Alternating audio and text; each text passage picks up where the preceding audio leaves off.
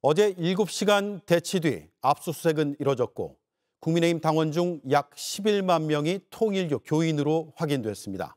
특검은 통일교가 현안을 청탁하고 윤석열 후보는 선거 지원을 받은 중요한 단서로 판단합니다. 첫 소식 김지훈 기자입니다. 김건희 특검팀 관계자들이 압수물이 담긴 가방을 들고 나옵니다. 특검은 어제 국민의힘 중앙당사와 당원 자료를 관리하는 업체를 압수수색했습니다. 국민의힘 당원으로 가입한 통일교 신도들의 명단을 확인하기 위해서입니다.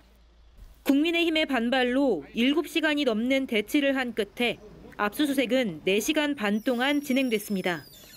지난달 13일과 18일에 있었던 두 차례 압수수색 시도는 국민의힘의 저항으로 무산됐지만 특검은 결국 세 번째 시도 만에 국민의힘 전체 당원 명부에 접근했습니다. 특검 관계자는 통일교 교인 명단과 전체 국민의힘 당원 명단을 전산상으로 대조해 일치하는 명단만 추출해서 가져왔다고 설명했습니다.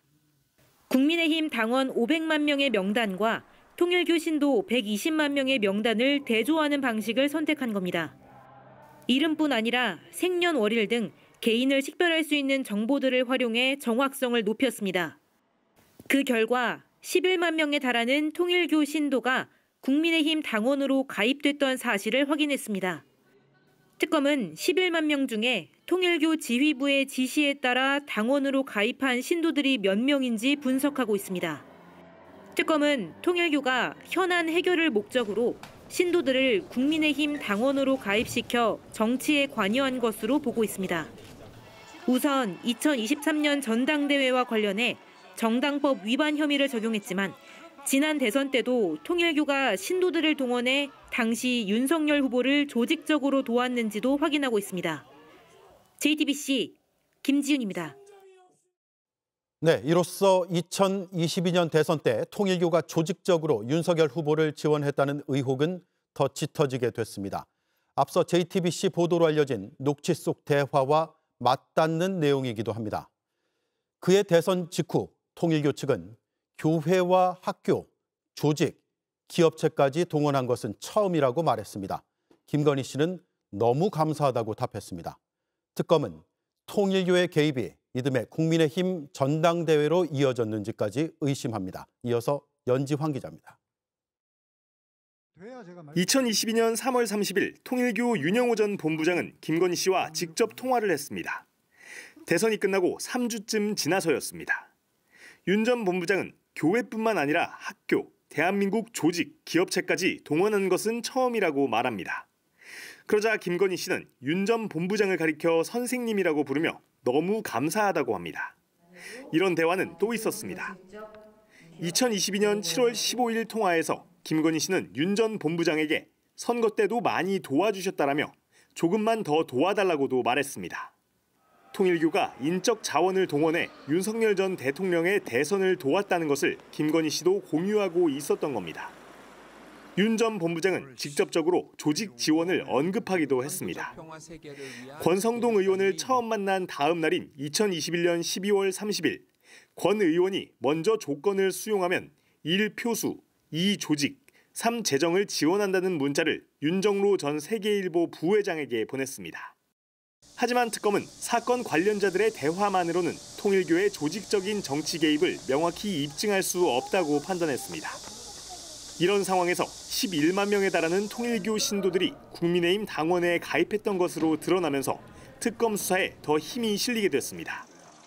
실제 통일교가 현안 청탁을 대가로 조직적인 지원을 했다는 핵심 물증이 나왔기 때문입니다.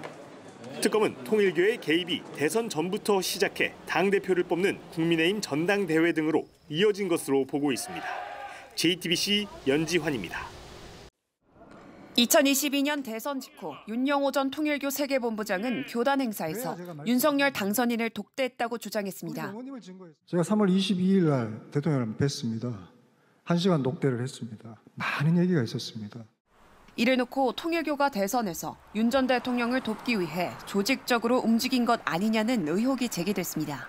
JTBC 취재 결과 특검은 윤영호 전 본부장이 김건희 씨에게 통일교의 대선 지원을 언급하는 통화 녹취 파일을 확보했습니다.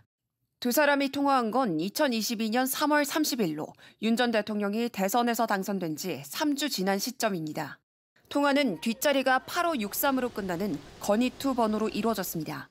김건희 씨는 윤 전 본부장의 당선 축하 인사에 애 많이 써줘서 고맙다고 답합니다. 이어 윤 전 본부장이 교회만 아니라 학교, 대한민국 조직 기업체까지 동원한 거는 처음이라 말하자 선생님 너무 감사하다며 거듭 고마움을 표시했습니다. 윤 전 본부장 발언은 통일교 지역교회는 물론 통일교 계열 학교와 기업체까지 총동원했다는 뜻으로 해석됩니다.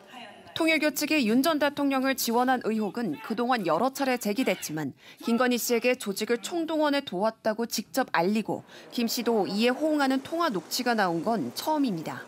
김건희 씨는 윤 전 대통령 취임 뒤 7월 15일 통화에서도 윤 전 본부장에게 선거 때 많이 도와줬는데 조금만 더 도와달라며 지속적인 지원을 요청한 것으로 드러났습니다. 이와 관련해 김건희 씨 측은 당시 후원금이 충분히 들어와 큰 도움을 받을 필요 없었다는 취지로 주장하고 있는 것으로 알려집니다. 하지만 특검은 지난 대선에서 통일교가 윤 전 대통령을 조직적으로 지원한 결정적 정황 증거로 보고 수사에 속도를 내고 있습니다. JTBC 박현주입니다. 국민의힘 당원 가운데 통일교 신도가 11만 명에 이른다는 특검의 분석이 있었습니다.